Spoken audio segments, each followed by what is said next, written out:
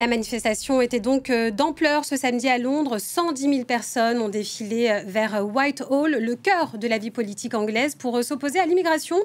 Une manifestation à l'appel de Tommy Robinson, figure controversée de l'extrême droite. Alors, assiste-t-on à une montée des populismes en Europe? Pour en parler, notre chroniqueuse internationale, Anne Corpé, nous a rejoint. Bonjour Anne. Bonjour. Alors, il s'agissait finalement d'une démonstration un peu de force de l'extrême droite. Oui, et ce rassemblement a été conçu avec un mot d'ordre: la défense de la liberté d'expression.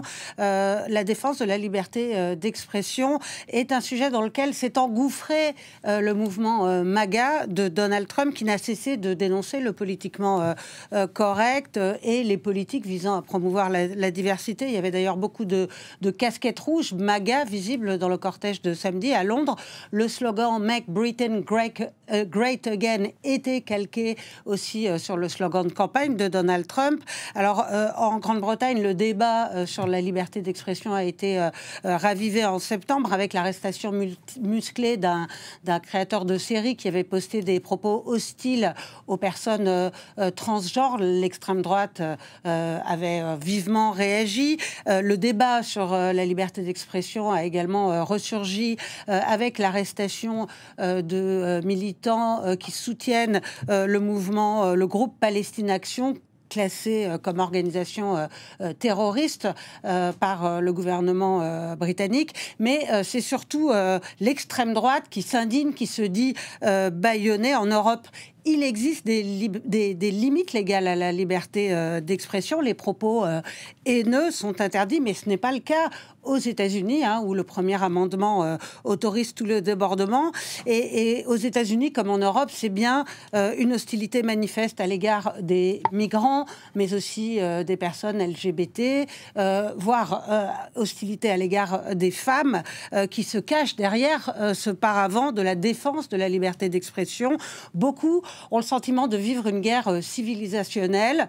Les réseaux sociaux ont changé la donne, on en reparlera, mais sur cette guerre civilisationnelle, par exemple, c'est le cas d'Éric Zemmour qui participait au défilé de samedi.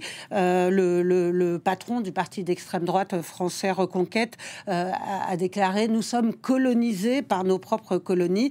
Et cette hostilité à l'égard des migrants, ce fantasme de la tyrannie des minorités est nourri bien sûr par le sentiment de déclassement d'une grande partie de la classe moyenne blanche.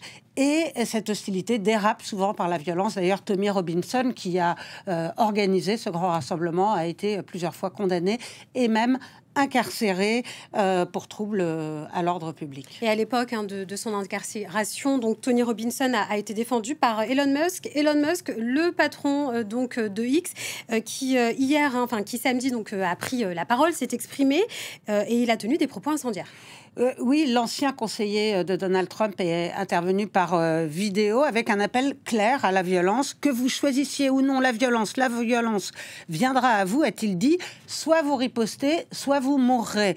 Alors, les propos du milliardaire ont été condamnés par le Premier ministre britannique, Keir Starmer, qui les a qualifiés de dangereux. Elon Musk contribue régulièrement à la polarisation du débat en Europe. Il a multiplié les ingérences, notamment avec son soutien franc et massif à l'AfD, le parti d'extrême droite allemand, qui a, entre parenthèses, obtenu un score historique hier lors d'élections locales en Allemagne.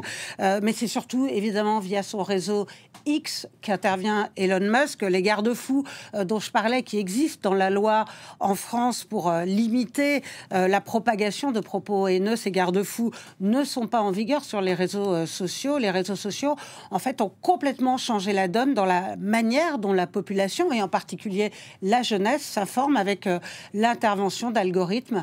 Dans le cas de X, un algorithme piloté par Elon Musk lui-même, eh bien, il y a de moins en moins, finalement, d'espace d'information commun. Chacun évolue dans sa propre bulle, dans l'ignorance totale du ressenti et des propositions de l'autre camp, qui est perçu comme un ennemi, comme un adversaire à abattre. Et chacun se sent justement attaqué par ses adversaires et développe une rhétorique violente, alimentée le plus souvent par des propos simplificateurs. Les institutions sont diabolisées, même le vote populaire, l'expression des urnes est remise en question.